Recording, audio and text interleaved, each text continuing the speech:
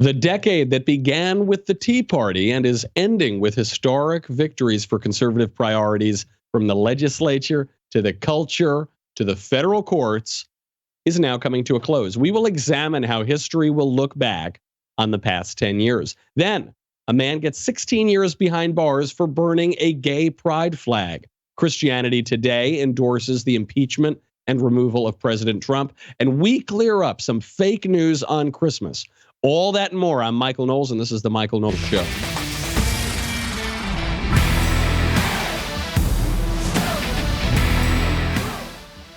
There is so much to get to today. It is not just the end of a year that we're coming up on. It is the end of a decade. And I think that our perception of this decade is very, very different than what we can actually conclude from what happened on the political front. We'll get to that in a second. First, I got to thank our friends over at ExpressVPN.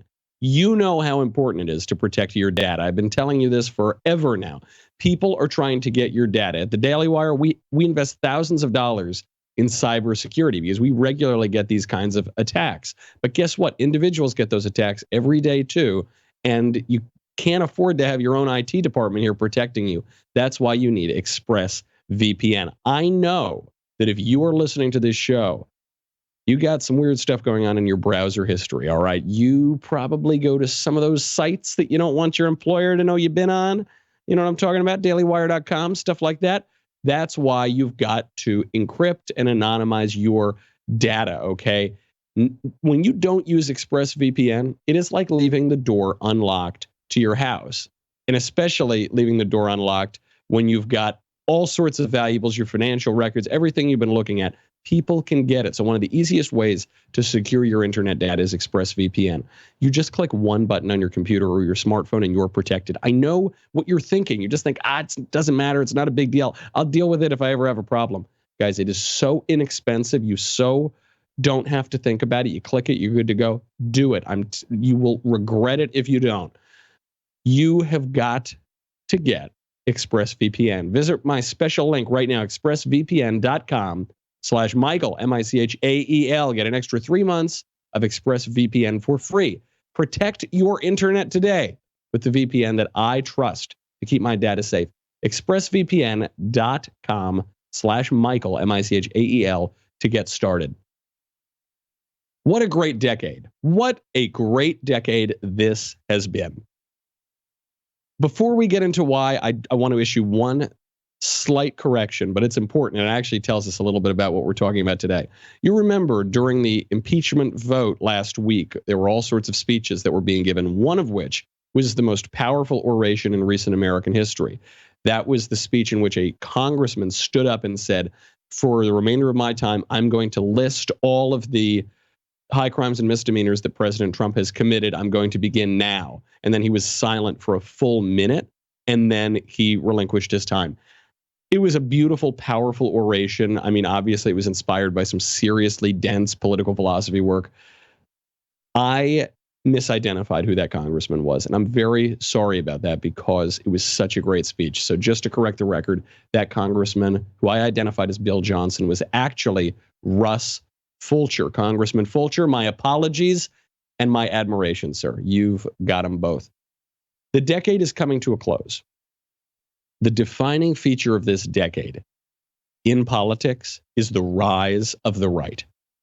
That's it. Now, I know what you're thinking. You're thinking, we've had so many setbacks. That's true. But in terms of the actual popular politics, political opinions, it's the rise of the right. Remember, 2008, Barack Obama gets elected. 2009, you get the Affordable Care Act. You get Obamacare. Then you enter this new decade, 2010. And 2010 begins with the rise of the Tea Party. 2010, rise of the Tea Party. They take over the House of Representatives. They're able to stymie the rest of the Obama administration's plans. Then, over the course of the next 6 years, we win 1,000 seats across the country at the local, state, and federal level. 1,000 seats. Barack Obama destroys the Democratic Party. Even though Obama gets reelected in 2012, virtually every other election, all the rest of the political momentum goes to the right. And then the decade ends with the election of President Trump and the first 3 years of the Trump administration, which have proved wildly popular on the economy, just if you look at his approval rating, and even now from the beginning of the impeachment process to the end, President Trump's approval numbers have gone up, and now the majority of Americans, depending on which poll you look at, but multiple polls, the majority of Americans oppose impeachment and removal. Even among Democrats, the number of people who support impeachment and removal has dropped from 90% to 77% over the course of the impeachment proceedings. And that's according to CNN. So take it with a grain of salt, but if CNN were going to skew either way, it would skew to the left. Why does the decade not feel like we've been winning? The reason is we've lost some major battles. We've lost huge amounts of cultural ground. We lost on the redefinition of marriage. We lost on the redefinition of sex itself. Men are women and women are men. All that sort of stuff. We've lost a lot. And Russell Kirk, the great conservative philosopher, he actually says that conservatism is about loss. The chief sentiment of conservatism is the feeling of loss, because you're trying to conserve things and keep them going into the future. And so you keenly feel all those losses. So sure, we feel those losses. But think about what those losses look like. They weren't popular losses. They weren't losses even in elections. They were losses at the judicial level. In all of these cases, the redefinition of marriage, increasingly the redefinition of sex. Now someone just got 16 years in the clink for burning a gay pride flag. All those things were caused by a robed lawyer overstepping his bounds. Otherwise, we're doing great. If you look at the direction of political support in the country, it all favors the right. And we just got some more good news on this front, because if the judiciary is the main problem, we've now learned President Trump and Cocaine Mitch have officially confirmed 187 federal judges. This is Mitch McConnell's legacy, and it's the most important thing that President Trump has done in all 3 years. While he's distracting with the tweets, while he's being impeached, while he's talking about Mika Brzezinski's face, while he's doing all this stuff in his left hand, look what he's doing with his right. He's getting all of these judges through. Those judges have lifetime appointments. He and McConnell are seriously outpacing Barack Obama now. There's a new report out. 1 in 4 circuit court judges is a Trump appointee. So when Trump took office, 9 of the country's 13 circuit courts had a majority of Democratic judges. Now, 7 of those 13 courts have Republican majorities, and Trump is just getting started. Assuming he gets reelected, and right now things are looking pretty good. We'll get to the Democratic debate in a little bit to show you how good it's looking. If Trump gets a second term, he's going to utterly transform the courts, and the courts have been the sore spot. The courts have been the only rub for the last 10 years of conservative politics. Trump has now had 50 circuit court judges confirmed. Just to put that in perspective, at this point in his presidency, Barack Obama had only confirmed 25 circuit court judges. So at the circuit level, Trump is doubling what Obama did. And it's huge because the judges are where we've lost the hardest. Even Obamacare. Don't forget Obamacare, right? Obamacare, very, very unpopular. You had a Republican in Massachusetts win Ted Kennedy's Senate seat just so that he could be the vote against Obamacare. But they wheel and deal, and they finally push it through despite massive popular opposition to Obamacare. It's obviously unconstitutional. It's the federal government forcing people to buy a private service. And we've never had that in our nation's history. They get it through. John Roberts completely caves, and we get that Supreme Court decision. Then we get Obergefell. That was the case that redefined marriage, because Justice Kennedy is basically a romantic poet on the bench. And he decided that actually, unbeknownst to all of us, the Constitution defines marriage not as it had always been defined throughout all of history or as it was understood at the time, but as the monogamous union of couples regardless of their sex. Then we have increasingly the redefinition of sex on the basis of gender ideology. Increasingly, we have the erosion of our liberties, especially our political liberties, all at the judiciary.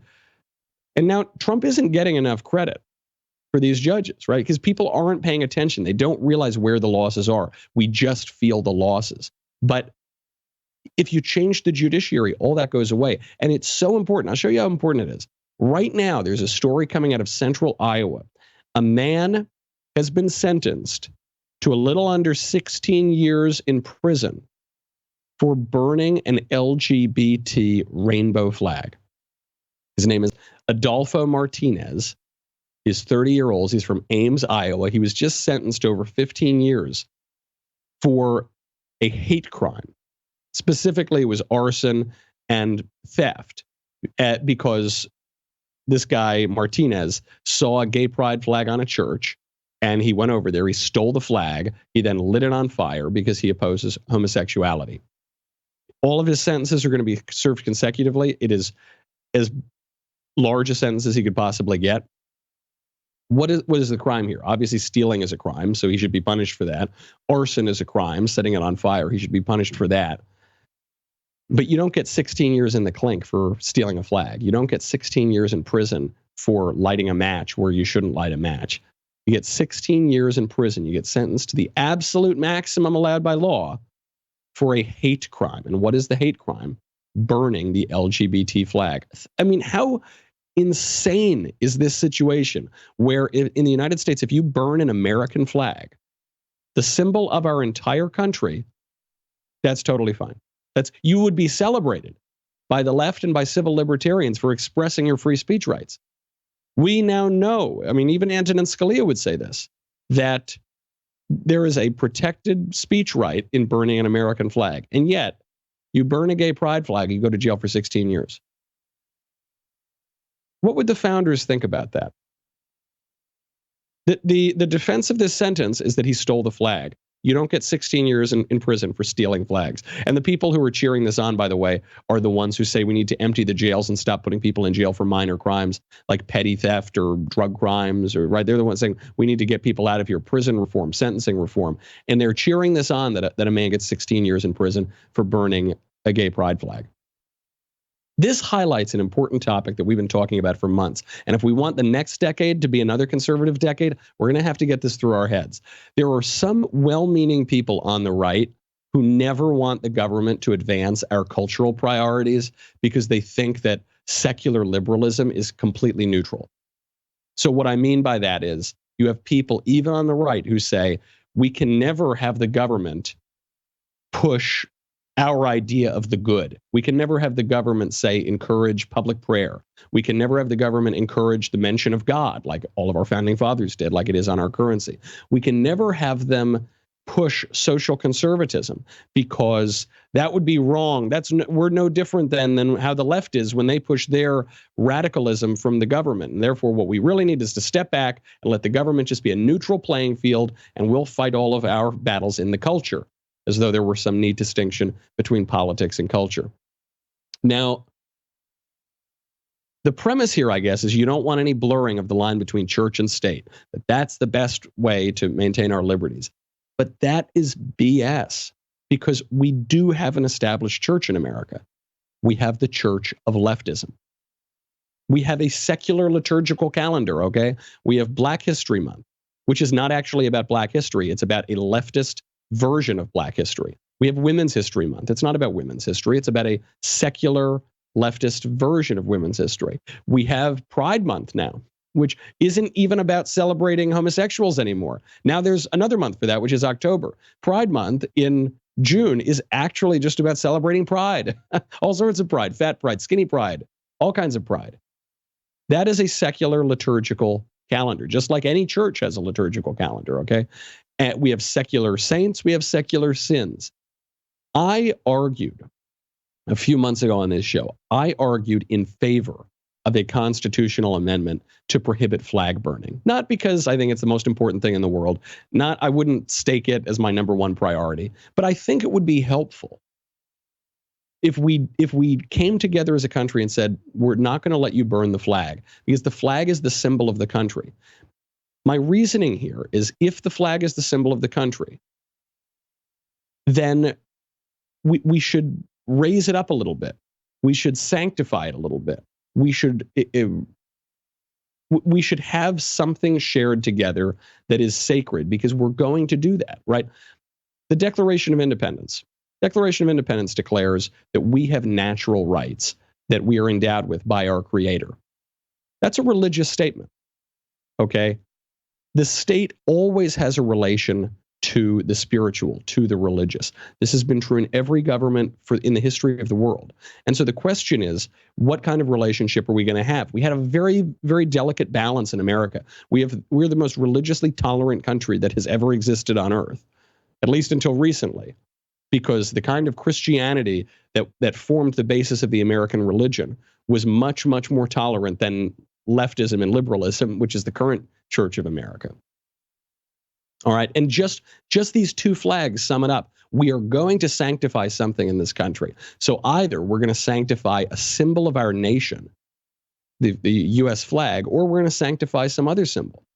We're going to come together and raise up the stars and stripes, or we're going to raise up the rainbow flag. But one of those is going to become the cherished symbol. Activist judges want it to be the latter. I think the American people want it to be the former. And I think that distinction is the key to understanding the last decade in politics. And I think that is why we're winning. I think Obamacare was an overreach. I think Obergefell was an overreach. I think transgenderism is a major, major overreach. I mean, I've long said I think this transgender movement is the straw that broke the camel's back of political correctness, of marching leftism.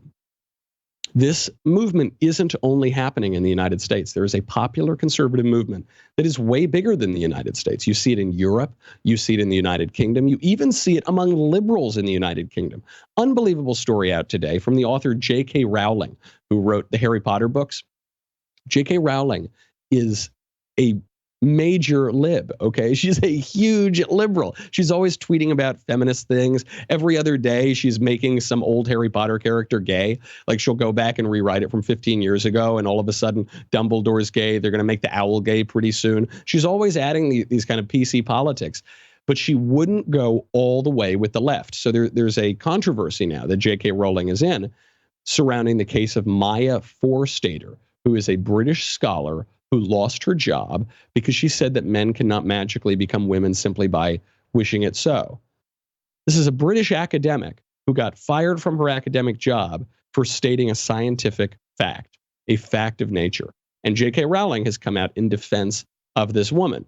J.K. Rowling tweeted out, quote, "Dress however you please, call yourself whatever you like, sleep with any consenting adult who will have you." Yikes, sort of an underhanded compliment. "Live your best life in peace and security, but force women out of their jobs for stating that sex is real? Hashtag I stand with Maya. Hashtag this is not a drill." Right now, in this statement, J.K. Rowling is summing up the kind of liberal worldview. Dress whatever you want, like whatever you want, call yourself whatever you want, sleep with everybody, free love, it's fine, but don't coerce women into lying. Don't force women out of their jobs for stating facts. The important lesson here for the whole culture, not just conservatives. Conservatives understood this lesson decades ago. But for the center left, for the center right, for the independents, the important lesson here is when it comes to leftism, it's never enough. It's never enough.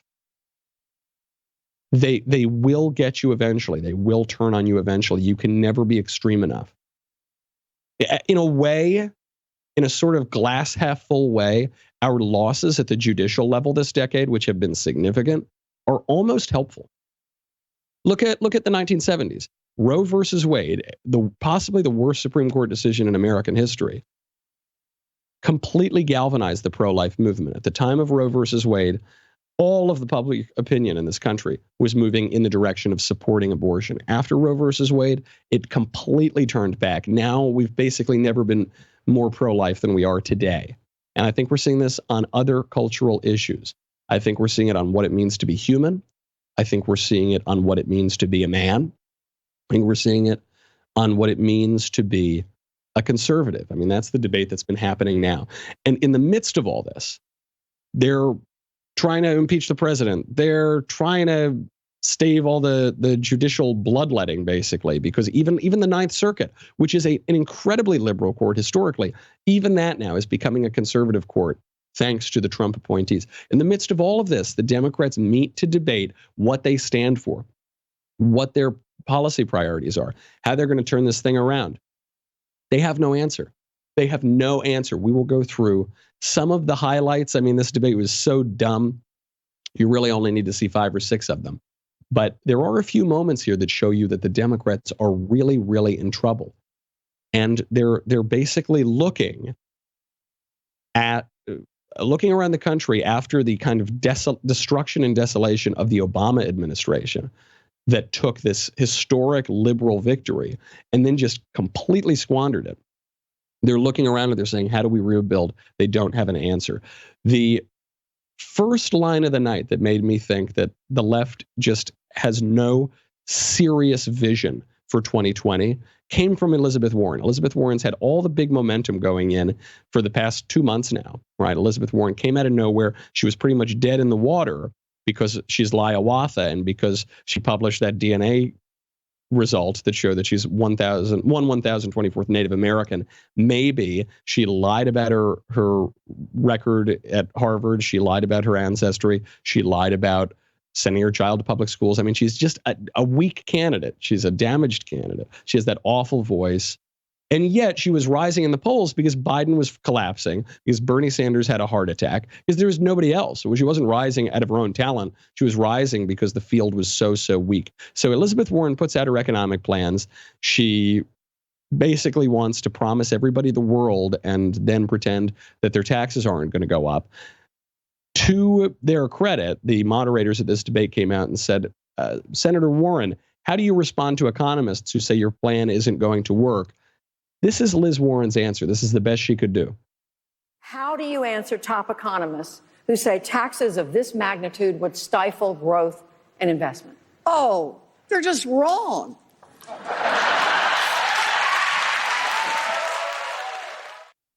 That's it. That's the best you got. This reminds me of this moment in 2012 when Herman Cain, the former CEO of Godfather's Pizza, Herman Cain comes out and he's got his 999 tax plan.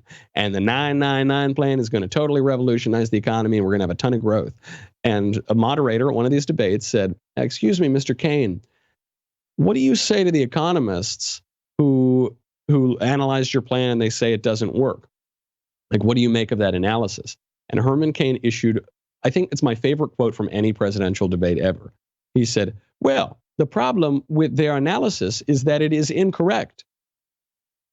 I thought that sums it up. That's perfect. The problem with their analysis is that it is incorrect. Liz Warren is using the same line here. And guess what? It didn't work out very well for Herman Cain. I don't think it's going to work out well for Elizabeth Warren. You need a more serious answer than that. You can only channel populist rage so long. And Liz Warren's not even good at doing it because she's actually just a lying Harvard professor, establishmentarian fraud. So she doesn't even get the kind of thrill of popular support. She's more like a scolding librarian. It's not going to work well for her. She needs to come up with an answer to these economists who are pointing out that her plan is going to completely destroy growth. I mean, if you just look at the healthcare plan alone, it's $52 trillion total over 10 years. If you took all the wealth away from every single billionaire in the entire country, all 621 of them, if you stole the shirt off their backs, you would pay for basically 3/5 of 1 year of that plan. And then what? Obviously, people's taxes are going to go up. Businesses are going to get crushed. Growth is going to stop. The economy very likely would recess. You got to answer that. If she's not going to answer that, she's not really going anywhere. The biggest moment of the debate involves Elizabeth Warren, too, because she tried to lob an attack on Pete Buttigieg. All of a sudden, when people are realizing how weak Liz Warren is, especially after she released that disastrous healthcare plan, now some of the momentum is going to Mayor Pete Buttigieg. And so Warren wants to cut him off before he gets too big and keep the momentum on her. So the big moment of the debate is Warren goes after Buttigieg, and it doesn't go the way Liz Warren wants. She lobs this attack. She said, Pete Buttigieg had a big high-dollar fundraiser in a wine cave, and that's not the kind of representation America needs. Buttigieg completely flips it around and uses the attack against her. Mayor just recently had a fundraiser that was held in a wine cave full of crystals and served $900 a bottle wine. Think about who comes to that. He had promised that every fundraiser he would do would be open door, but this one was closed door. We made the decision many years ago that rich people in smoke-filled rooms would not pick the next president of the United States. Billionaires in wine caves should not pick the next president of the United States. Mr. Mayor, your response. You know, according to Forbes magazine, I am literally the only person on this stage who's not a millionaire or a billionaire.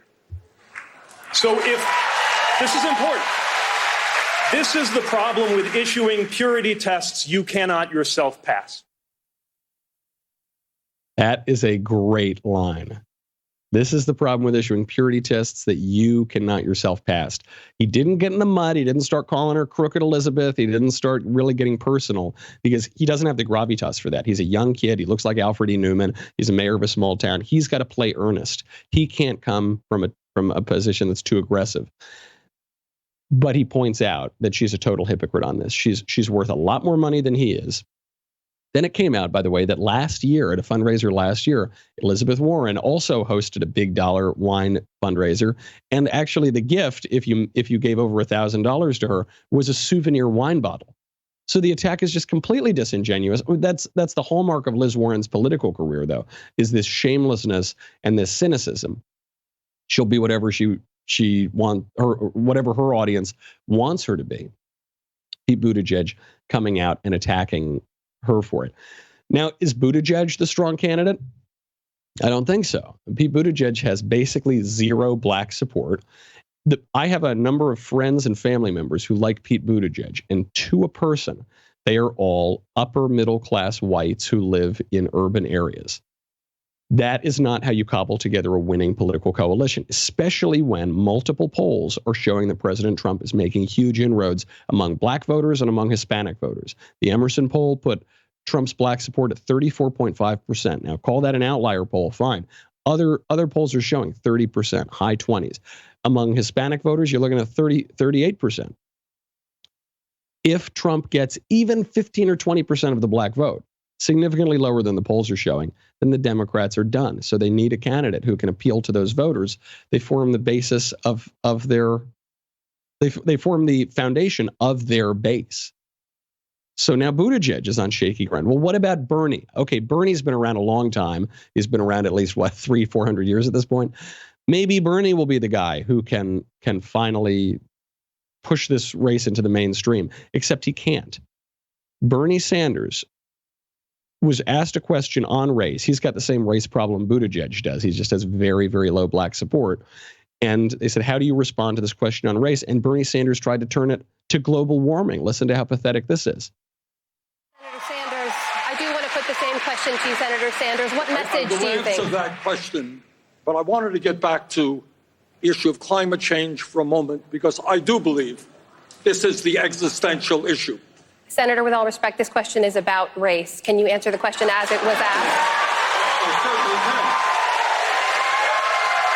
Because people of color, in fact, are going to be the people suffering most if we do not deal with climate change. What a horrible response, Bernie. They say that a fanatic is someone who can't change his mind and won't change the subject. That is what the left has become on their religion du jour, environmentalism. The answer to everything is the Green New Deal. It's global warming. It's the world is about to end. It all comes together in the totalizing plan of the Green New Deal, which includes socialist healthcare, job guarantee program, reparations for slavery, massive redistribution of wealth. That's their answer for everything. But if you want to appeal to the American people, first of all, you can't pick this one very esoteric issue that most people don't even think is happening or is really threatening to destroy our civilization. But two, if they ask you about something else, you got to know how to change the subject. You can't say, hey, Bernie, you have this big weakness when it comes to race. How are you going to address that? Global warming. Bernie, respectfully, we're not talking about that now. We're talking about race. What do you say about race? Global warming is important to race. No, that's not going to go anywhere. So Bernie, it's not looking great. Now, some people are saying we might have the Amy Klobuchar moment. Amy Klobuchar is a Midwestern. She's moderate. She's a woman. She checks a lot of boxes. Maybe Amy Klobuchar is going to break through. I think that's probably unlikely. We'll hear from her in a second, and then we'll get to the kingpin himself, Joe Biden, and look at how the Biden campaign is heading into 2020, because he made a big decision at this debate and nobody is reporting on it, but it actually is the most significant strategic change that the Biden campaign has made to date. We'll get to that in a second. We'll get to Christianity Today endorsing the removal of President Trump from office. And we will get to some myths about Christmas. There's one in particular that drives me crazy. We will clear that up before we head into Christmas and New Year's. But first, my friends, listen up. I am about to save you time and money this Christmas season. I am doing that for you out of the goodness of my heart. And also, look, it'll help the company, it'll help you. The perfect gift for your loved ones is a Daily Wire gift membership from now until January 1st.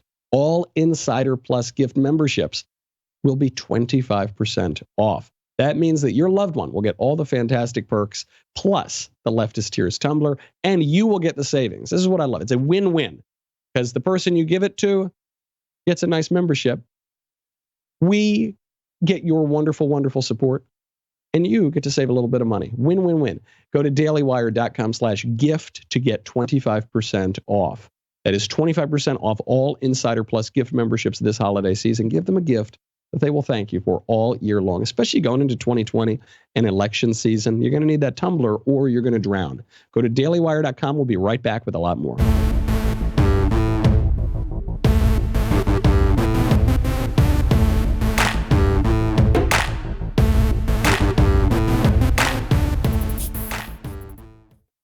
So Warren looking weak. Buttigieg, he's got some momentum, but he looks like he's got some pretty fatal weaknesses on his campaign, specifically his appeal to minority voters. Bernie Sanders, pretty much the same thing. Also, Bernie, especially at this debate, just came off as a screaming old man, so he would be very, very old. It'd be, 82 by the end of his first term. It's just not looking great. So how about Klobuchar? Is this the Klobuchar moment? It could be. She has the policy preferences that would appeal to a vast majority of people. She's got the sex that would appeal to Democrats because she's not a straight white man. She's a straight white woman, but at least that gives you one intersectional box. She's from the Midwest. She's from an important area. And yet she's just so stiff and unappealing. Here, if I had to sum up the Amy Klobuchar campaign in 30 seconds, it would be these clips from the debate of Amy Klobuchar trying to make a joke, trying to seem human, and just falling flat. We have not had enough women in our government. When I was on Trevor Noah's show once, I explained how in the history of the Senate there was something like 2,000 men and only 50 women in the whole history. And he said if a nightclub had numbers that bad, they would shut it down. And I have never even been to a wine cave. I've been to the Wind Cave in South Dakota, which I suggest you go to. What?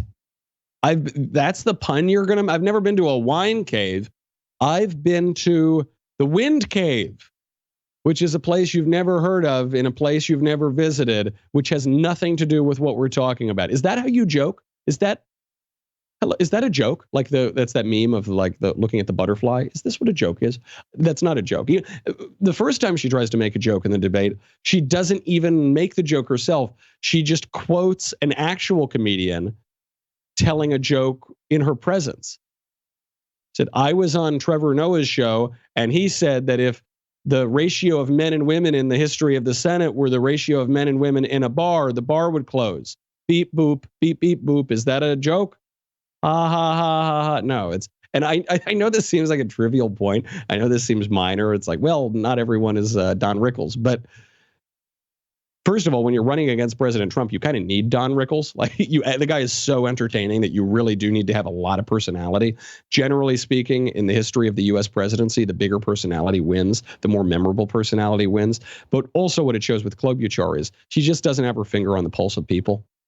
She doesn't know how to relate to people. She doesn't know what makes people tick. She doesn't know what makes people laugh. If you can make people laugh, there's a good chance you understand what motivates them. You understand their psychology and their nature a little bit better than the person who just can't relate. So, you're going to hear a lot of talk over the next few weeks of maybe this is Klobuchar's moment. Maybe she's going to take off. Yeah, maybe she will. I wouldn't bet on it. Then you get to Joe Biden. He's the last one. He's still the big dog. At this point, he's probably the nominee. Joe Biden is past his sell-by date. There's actually one moment I want to give a little bit of credit to Joe Biden, because there's this hilarious exchange that shows the difference between the kind of democratic leftist insurgency and old Joe, who's been around for 50 years. And it comes when he's asked a question about Afghanistan. And the moderator asks the question, and she decides to pronounce it Afghanistan. And Biden is so old, both in his kind of worldview and just in his body, that he doesn't even know what she's talking about. And what country are you talking about? Afghanistan? Here it is. Vice President Biden, let's turn now to Afghanistan. Confidential documents published last week by the Washington Post revealed that for years, senior U.S. officials misled the public about the war in Afghanistan. As Vice President, what did you know?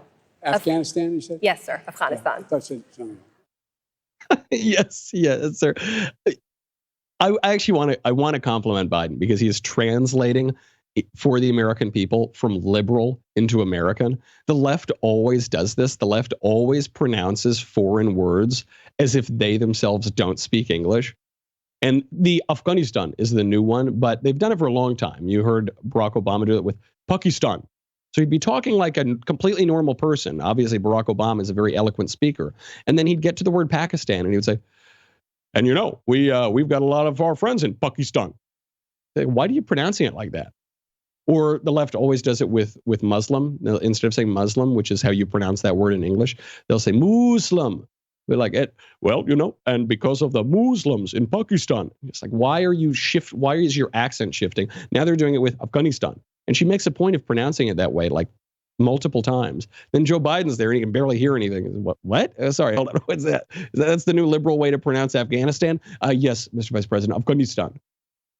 I don't do this when I speak. If I go to an Italian restaurant, look, I am Italian, all right? I speak Italian. I've spent a lot of time in Italy. If I go to an Italian restaurant in America, right, you go down in New York somewhere, I don't sit down and say, oh, hey, waiter, yeah, I'll get a glass of red wine and some of those breadsticks, that'd be great. And then I'll have a bowl of gli spaghetti alla carbonara, per favore. Yeah, you got it. The red wine and the garlicky breadsticks, those are really good. And then I'll have gli spaghetti alla carbonara. Grazie con I rapini. No, you don't do that. You say, I'll have the spaghetti carbonara, thanks. Because you're in America and you're speaking English, and that's what you do. But the left, they don't do it like, they do it at all these sort of Mexican restaurants, and especially when they're talking about the Middle East. So I like that Biden was just having none of it. He's just so tired, and he's just so sick of this campaign, and it's like the most joyless slog that I've seen to the presidency since Hillary Clinton, and that didn't work out well for her. But the reason I bring up the Afghanistan moment is not just to highlight this kind of funny pronunciation thing. It's because Joe Biden at this debate made a pretty major strategic shift. He's now going after Obama. He's now distancing himself from Obama. He's doing it very subtly, but he's doing it nonetheless. Joe Biden, until this moment, has had one major campaign message, and that message is, I was friends with Barack Obama. That's the message. My good friend Barack Obama. I served with Barack Obama. I did what Obama wanted me to do. The closer I can appear to be to Barack Obama, the better chance I have of getting the nomination. Now he's not doing that. He was asked about Afghanistan. Surging the troops in Afghanistan was Barack Obama's signature foreign policy contribution for the 2008 campaign. And what Joe Biden answers on Afghanistan is, I opposed it. It was a dumb idea. I don't think we should have done it. Here's Joe.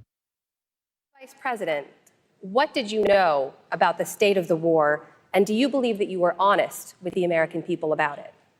The reason I can speak to this, it's well known, if any of you followed it, my view on Afghanistan.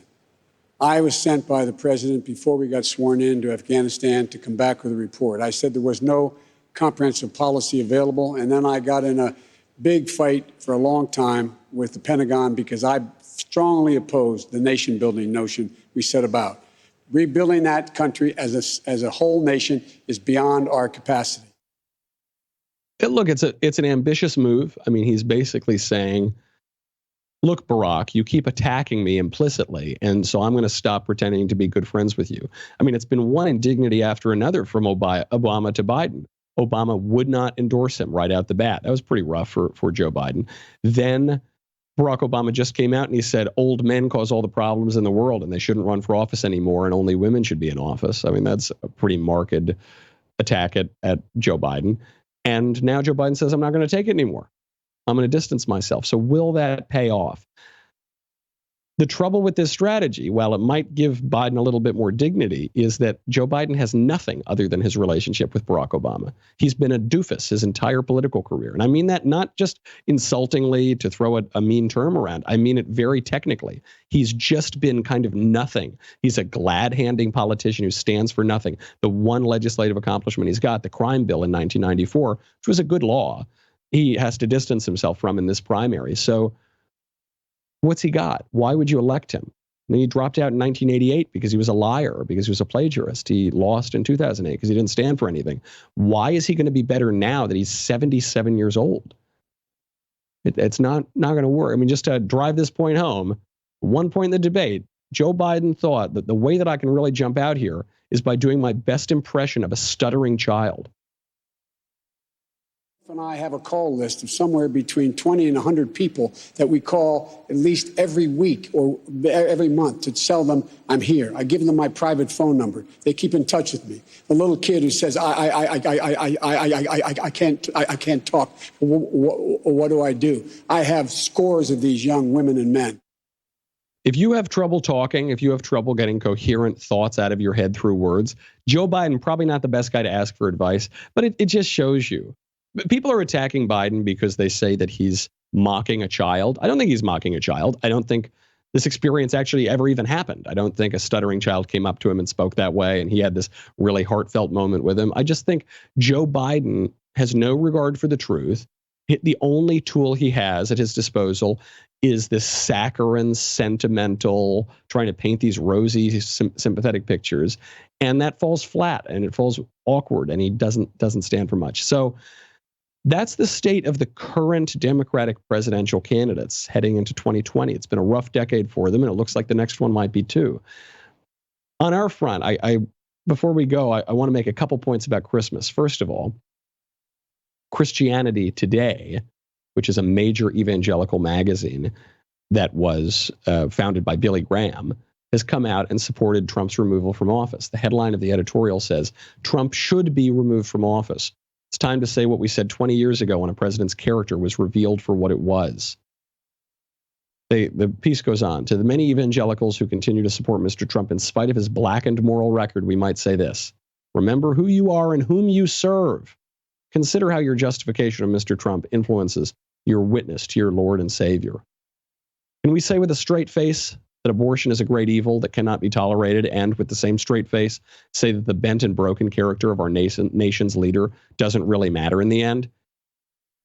Yes, we can say that. We can say that it is more important to reduce abortion and to set up a judicial culture that will likely curb abortion than it is to worry about Trump sleeping with Stormy Daniels 15 years ago. 15 years ago. It's more important. Get your priorities in order. What a stupid editorial. The editor-in-chief, Mark Galley of Christianity Today, he's stepping down. He'd already announced his retirement, but it is kind of ironic that the only one being removed from office as a result of this is the editor-in-chief of Christianity Today. Franklin Graham, whose father, Billy, started the magazine, he absolutely eviscerated them. Franklin Graham said, Christianity Today released an editorial stating that President Trump should be removed from office, and they invoked my father's name, I suppose, to try to bring legitimacy to their statements. So I feel it's important for me to respond. Yes, my father, Billy Graham, founded Christianity Today, but no, he would not agree with their opinion piece. He believed that Donald J. Trump was the man for this hour in history for our nation. And that's kind of the point here. It shows you a big divide. You know, the people who run this magazine, the editorial board, who go to nice cocktail parties, they think we have to remove Trump from office because why? Because he sends mean tweets or something. Obviously, he didn't commit an impeachable offense. The Democrats don't even really pretend that he did. That's why they dropped the bribery charge. The readership of Christianity Today, furious. The son, Franklin Graham, of the founder of Christianity Today, furious. because they have their priorities in order. And we should too, as we look back on the decade. It's been a good decade for conservatives. We were on the brink in 2009. Major healthcare plan, Barack Obama, transformative, radical president. We were on the brink. Then starting in 2010, we came back. The Tea Party was elected. They immediately thwarted Barack Obama's biggest initiatives. We thwarted Hillary Clinton in 2016. The courts dealt us some blows, but now we are reshaping the courts. And speaking of that, speaking of winning, I want to point out in the spirit of the season, we're even winning the war on Christmas. We are winning the war on Christmas is back. People aren't renaming Christmas trees holiday trees anymore. More people are saying Merry Christmas. We're not pretending that Kwanzaa is a thing anymore. Kwanzaa is just a made-up holiday from a Cal State Los Angeles professor that has no historical or religious significance. It's just socialism with a little race hustling mixed in. And it was invented by a guy who repeatedly tortured and sexually assaulted women. It's just nothing. Nobody celebrates it. It's Christmas. It's Christmas season. We're even winning that.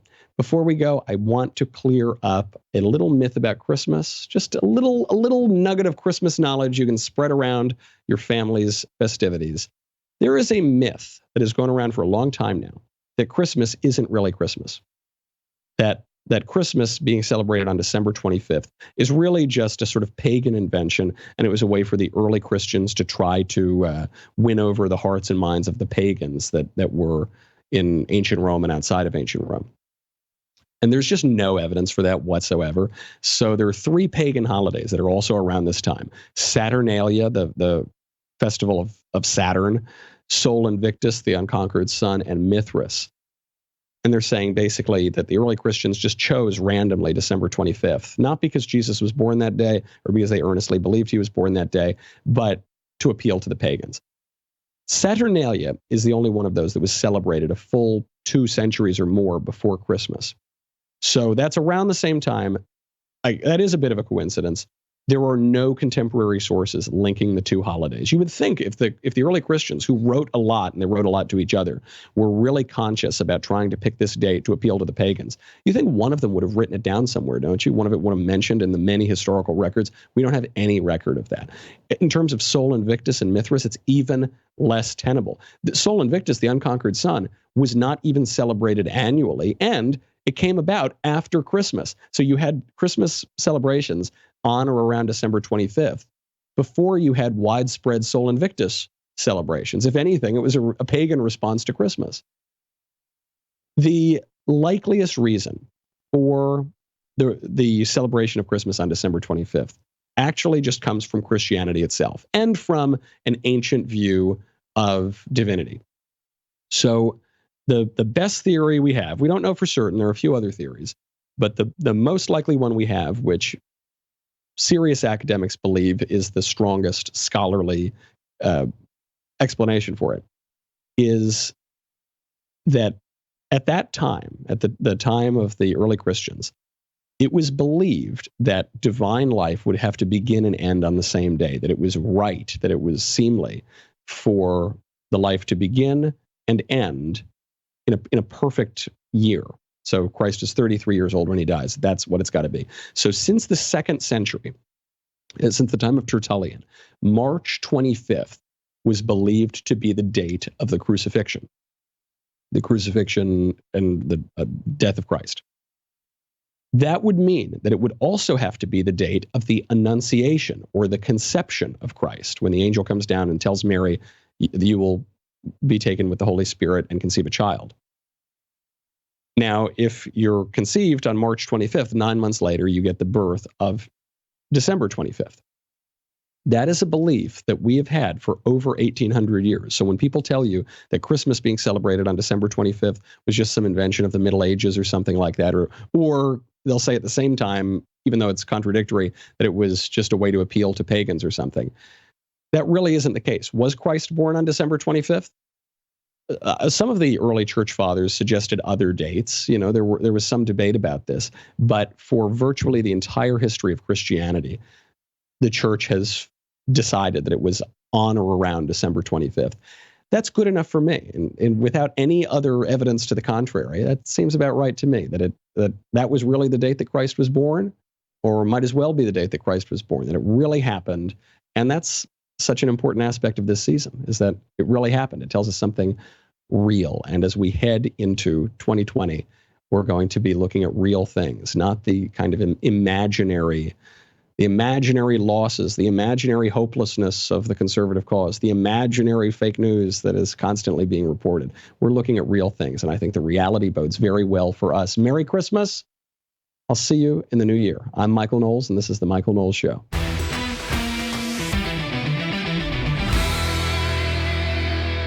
The Michael Knowles Show is produced by Ben Davies, director Mike Joyner, executive producer Jeremy Boring, senior producer Jonathan Hay, supervising producer Mathis Glover and Robert Sterling. Our technical producer is Austin Stevens, assistant director Pavel Widowski, editor and associate producer Danny D'Amico, audio mixer Robin Fenderson, hair and makeup Jesua Olvera, production assistant McKenna Waters. The Michael Knowles Show is a Daily Wire production. Copyright Daily Wire 2019.